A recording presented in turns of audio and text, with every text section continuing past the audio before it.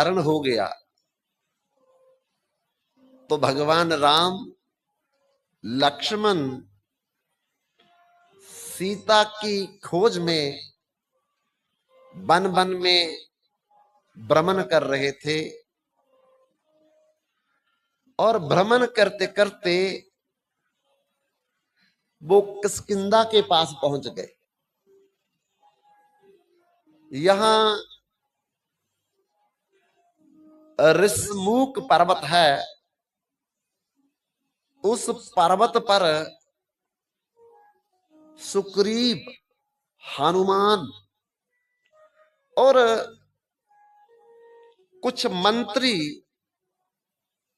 डर के रहते हैं, छिप करके रहते हैं। क्यों? इसलिए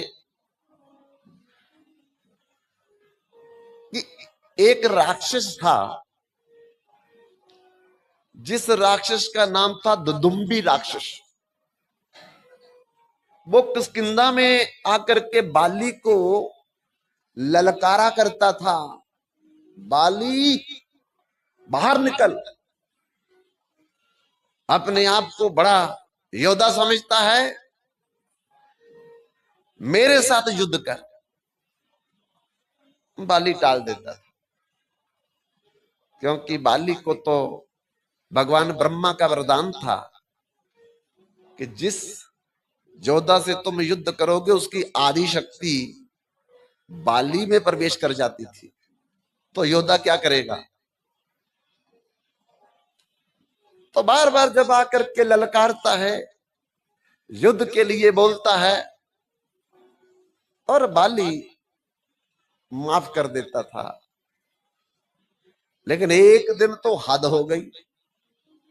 दुदुम्बी नाम का राक्षस दरवाजे पर आकर के बार बार बार बार अपशब्द बोलने लगा।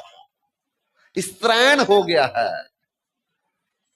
अरे पत्नी के पास बैठा रहता है, युद्ध नहीं करता मेरे साथ।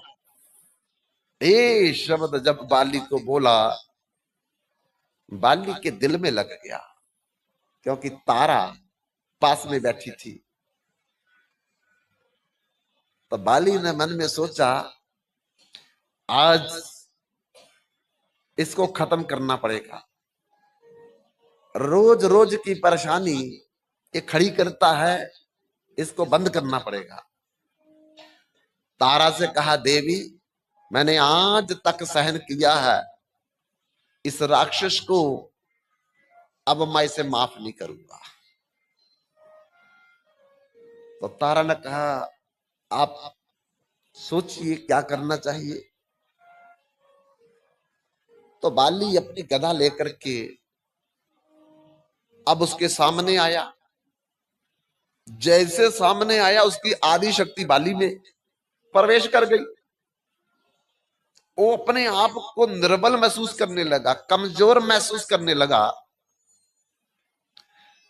फिर सोचा कि मैं तो मारा जाऊंगा, अब क्या करूं। तो दौड़ा आगे आगे। दुदुम्बी नाम का राक्षस पीछे पीछे बाली बोलता जा रहा, अरे रुक, अब दौड़ता क्यों है, कार्य युद्ध मेरे साथ। इतने दिनों से तू चैलेंज कर रहा था मेरे को, अब क्या हो गया तेरे को, बिल्ली की तरह तू भाग रहा है। लेकिन उसको पता चल गया था कि अब बाली से बचना मुश्किल है, और मरता क्या ना करता। तो अपने घर की तरफ भागा।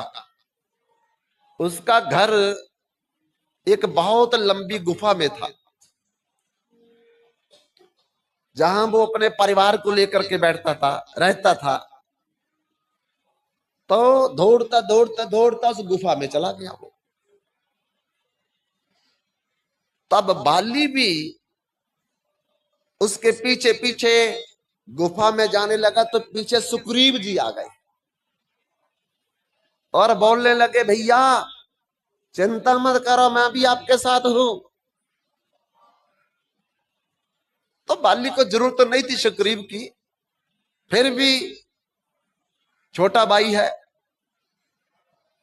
आया है तो कहा देखो तुम एक गुफा के दरवाजे पर खड़े रहना, मैं अंदर जा रहा हूं।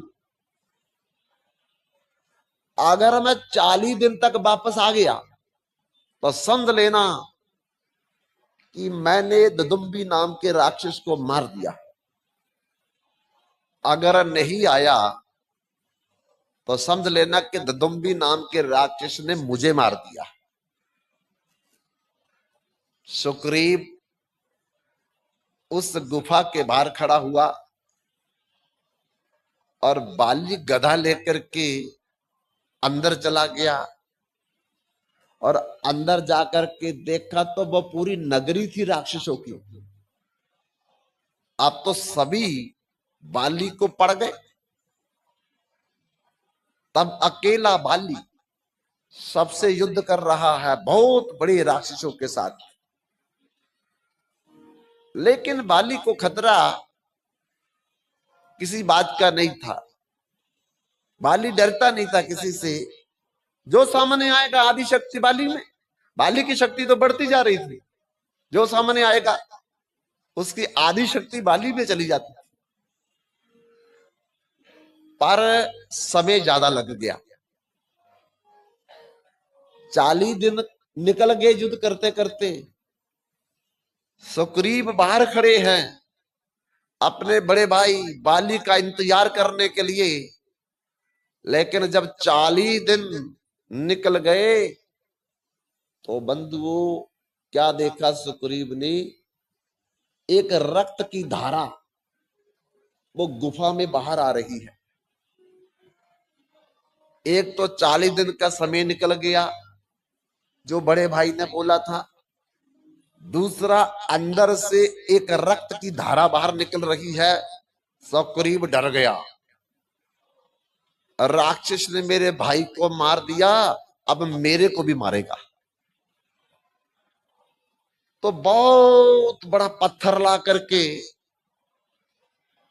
गुफा के दरवाजे पर रख दिया और स्वयं डरते डरते कसकिंदा पहुंच गया और खबर दे दी जाकर के भाई मारा गया। तब तक शोक की लहर फैल गई। कुछ दिन होने के बाद